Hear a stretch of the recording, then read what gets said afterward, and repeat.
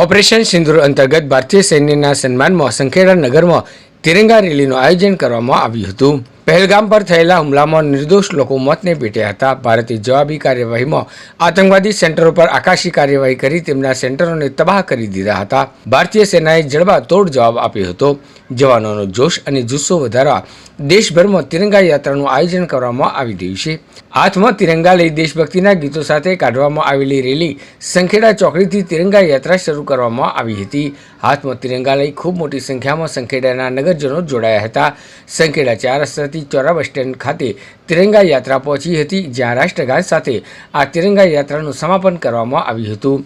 સંખેડાના નગરજનો, ભારતીય જનતા પાર્ટીના કાર્યકરો સહિત ખૂબ મોટી સંખ્યામાં લોકો તિરંગા યાત્રામાં જોડાયા હતા।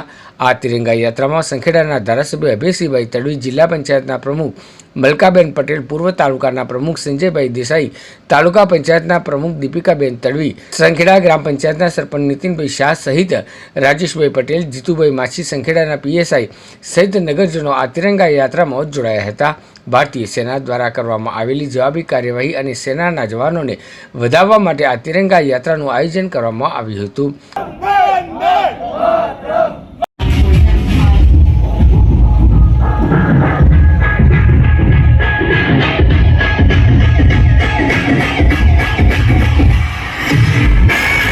પહેલગામમાં આપણા હિન્દુઓ પર આતંકવાદીઓએ 28 જેટલા લોકોને મોતને ઘાટ ઉતાર્યા અને એનાથી આખા ભારત દેશમાં ગમગીની છવાઈ ગઈ હતી। લોકોમાં આમ જુસ્સાનું મોજું ફરી વળ્યું હતું અને આપણા ભારતના વડાપ્રધાન આદરણીય મોદી સાહેબ, આપણા ગૃહમંત્રી અમિતભાઈ શાહ સાહેબ અને આપણા સંરક્ષણ મંત્રી રાજનાથસિંહ સાહેબની આખી ટીમે ઓપરેશન સિંદૂર દ્વારા પાકિસ્તાનમાં 100 કિલોમીટર જઈને આતંકવાદીઓના જે ઠેકાણા હતા એ ઠેકાણા ઉપર મિસાઇલો ચલાવીને એમનો કચ્ચર ઘાણ વાળી દીધો અને આખા પાકિસ્તાનની અંદર હોહોકાર થઈ ગયો।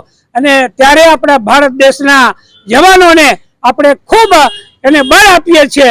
એના જવાનોની એમને જે મહેનત કરી છે એને આપણે બિરદાવીએ છીએ અને આપણા ભારતના વડાપ્રધાન મોદી સાહેબને એમની ટીમને હજુ પણ ખૂબ ખૂબ બળ આપીએ છીએ।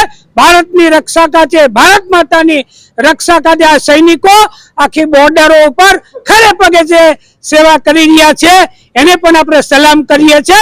ભારત માતા કી જય। 22 એપ્રિલના રોજ પહેલગામની અંદર જે હિન્દુ ભાઈઓ ઉપર આતંકવાદીઓ દ્વારા જે નિર્મમ હત્યા કરવામાં આવી છે એને જો ભારતીય સેનાને હું ખૂબ ખૂબ બિરદાવું છું કે ટૂંક સમયમાં એટલે કે 15 દિવસની અંદર માનનીય નરેન્દ્રભાઈ મોદી સાહેબ, અમિત શાહ સાહેબ અને ભારતીય સેના દ્વારા એર સ્ટ્રાઇક કરીને આતંકવાદીઓના 9 જેટલા જે થયેલા હતા એમને એર સ્ટ્રાઇક દ્વારા એમને પાડી દેવામાં આવ્યા છે। અને જ્યારે જે 28 જેટલા હિન્દુ ભાઈઓની નિર્મમ હત્યા કરવામાં આવી ત્યારે સરકારશ્રીને બહેનો એક જ સવાલ કરતી હતી કે અમને ન્યાય મળવો જોઈએ અને માનનીય નરેન્દ્ર મોદી સાહેબે 15 દિવસની અંદર જ આ બહેનોનું જે સિંદૂર છીનવાયું હતું એ સિંદૂરનો જડબાતોડ જવાબ આપીને જે ભારતીય સેના દ્વારા અને માનનીય નરેન્દ્ર મોદી સાહેબ દ્વારા ટૂંક સમયની અંદર એર સ્ટ્રાઇક કરીને જે આ આતંકવાદીઓને ઠાર કરવામાં આવ્યા છે અને એ ભારતીય સેનાને અને નરેન્દ્ર મોદી સાહેબને હું ખૂબ ખૂબ આભાર વ્યક્ત કરું છું કે જે બહેનોનું સિંદૂર છીનવાયું છે અને એ આ ઓપરેશનનું નામ પણ ઓપરેશન સિંદૂર આપીને આ બહેનોનું જે ન્યાય અપાવ્યો છે તે બદલ હું સરકારશ્રીનો અને ભારતીય સેનાનો ખૂબ ખૂબ આભાર માનું છું।